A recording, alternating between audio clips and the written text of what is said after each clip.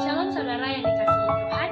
Perkenalkan, nama saya Pastor Eva. Saya prodi teologi semester 3. Pada hari ini saya akan menyampaikan kebenaran firman Tuhan kepada kita.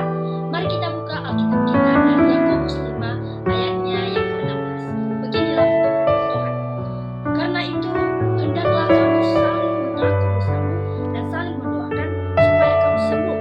Doa orang yang benar bila dengan yakin didoakan besar kuasanya. Saudara yang dikasihi Tuhan, surat yang barusan yang saya bacakan atau ayat yang barusan saya bacakan merupakan yang dituliskan oleh Yakobus sendiri pada tahun 45 sampai 49 Masehi. Statistiknya 5 pasal, 108 ayat dan 2390 kata. Saudara yang dikasihi Tuhan, ayat yang baru saya bacakan itu adalah surat Yakobus yang ditujukan kepada suku-suku Israel yang tersebar di perantauan. Mereka menjalani hidup mereka sebagai kaum pendatang. Pada waktu surat Yakobus dituliskan, orang Kristiani termasuk dalam golongan minoritas, teraniaya, bahkan tersebar, sehingga masyarakat pribumi membenci mereka, bahkan pemerintah ikut menindas mereka.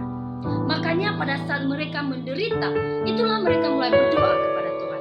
Inilah reaksi yang dianjurkan oleh Yakobus bagi orang Kristiani ketika dalam penderitaan mereka menghadapinya dengan berdoa. Saudara yang dikasihi Tuhan, doa itu adalah sarana komunikasi. Komunikasi yang berhubungan antara manusia yang berbicara dan Allah yang mendengarkan, atau sebaliknya, Allah yang berbicara, manusia yang mendengarkan. Karena komunikasi dalam doa itu sangat terhormat.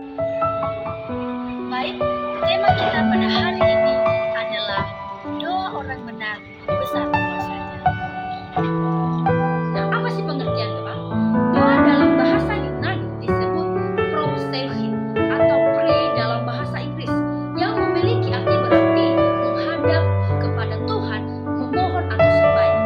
Dalam istilah ini, berdoa itu berdampingan dengan istilah permintaan atau aiteo, permohonan khusus, deomai, dan imbauan aretao. Dalam bahasa Indonesia, kata doa dan sembahyang itu memiliki arti yang sama. Jadi, semua istilah itu merupakan adanya komunikasi yang sangat penuh rasa hormat antara manusia dengan Allah. Saudaraku yang dikasihi Tuhan, seorang tokoh reformasi gereja pun, Martin Luther, menyebutkan doa itu adalah napas orang beriman.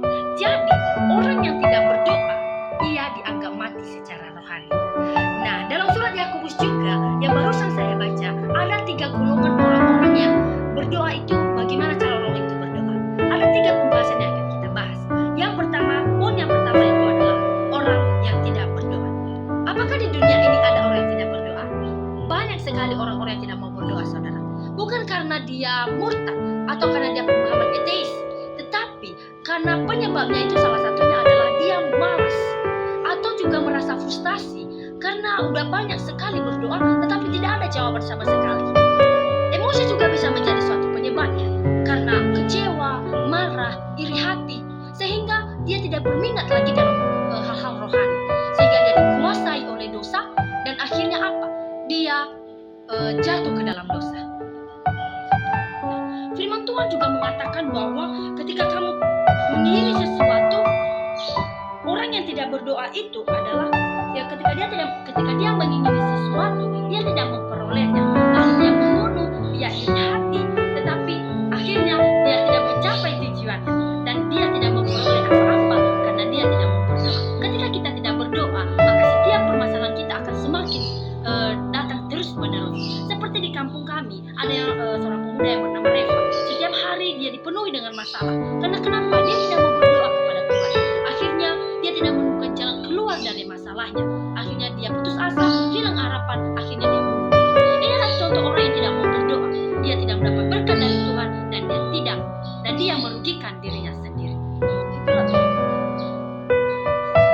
Poin yang kedua yang saya bahas yaitu orang yang salah berdoa.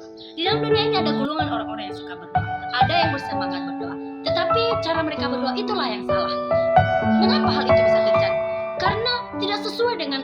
kehidupan mereka, bukan karena kata-kata mereka yang berdoa, tapi salahnya yang mereka berdoa itu adalah karena yang mereka panjatkan kepada Tuhan itu adalah hawa nafsu atau keinginan daging yang tidak seturut dengan kehendak Tuhan. Karena firman Tuhan berkata, atau kamu berdoa juga, tetapi kamu tidak menerima apa-apa karena kamu salah berdoa. Sebab apa yang kamu minta Anda kamu habiskan untuk memuaskan hawa nafsu. Jadi saudara, ketika yang kita minta tidak sesuai dengan kehendak Tuhan, maka apa yang kita minta tidak akan kita peroleh, dan kita tidak dapat mencapai apa-apa, dan kita tidak memperoleh apa-apa. Nah, seorang ilustrasi seorang teguh ada seorang pemuda yang memiliki cita-cita menjadi seorang tentara. Karena keinginannya untuk menjadi seorang tentara, yang melakukan segala cara agar keinginannya itu dapat terkabulkan. Sehingga doanya itu ibaratkan seperti proposal yang sudah jadi, kemudian diajukan kepada Tuhan. Lalu ia mempersiapkan pena dan meminta Allah untuk menyetujui proposal itu dengan memberi tanda tangan atas keinginannya. Dia terus berjuang, akhirnya dia gagal. Apa yang terjadi kepada Teguh? Karena keinginannya, dia kecewa, dia marah kepada Tuhan, dan akhirnya dia menjauhi Tuhan. Ini adalah salah satu contoh orang yang salah berdoa. Orang yang salah berdoa, apapun yang dia minta kepada Tuhan pasti tidak akan dia dapatkan. Poin yang ketiga yaitu orang yang benar berdoa. Doa orang benar bila yakin didoakan besar kuasanya. Lalu sebagai pertanyaan, siapakah orang benar itu? Orang benar adalah bukan orang yang sempurna menurut penilaian orang lain, tetapi orang benar adalah orang yang sudah dibenarkan oleh Tuhan. Berarti orang yang sudah dibenarkan oleh Tuhan, berarti dia harus hidup dalam kebenaran firman Tuhan. Nah, pembenaran ini adalah dilakukan dalam sebuah pengadilan. Berarti dalam bahasa Yunani pembenarannya itu dikayau. Dilakukan apabila orang bersalah itu dinyatakan benar atau diberi besar dibebaskan dari tuntutan hukum karena ada pihak lain yang membayar segala tuntutan tersebut. Nah, jika golongan orang yang tidak berdoa dan golongan orang yang salah berdoa tidak menerima apa-apa, maka orang yang benar berdoa, jika besar kuasanya, dia akan menerima hikmat dan dia kuat menghadapi setiap permasalahan di dalam hidupnya, sehingga Tuhan akan menyucikan segala dosanya dan dia mendapatkan damai sejahtera dan sukacita yang daripada Tuhan. Jadi saudaraku yang dikasihi Tuhan, kesimpulan kita pada hari ini adalah jadilah orang yang menjalani hidup dengan benar dan milikilah doa yang benar, dan karena dengan doa kita akan melihat kekuatan Allah yang belum pernah kita duga. Mazmur 34 ayat 18 mengatakan, apabila orang-orang berseru-seru, maka Tuhan mendengar dan melepaskan mereka dari segala kesengsaraan.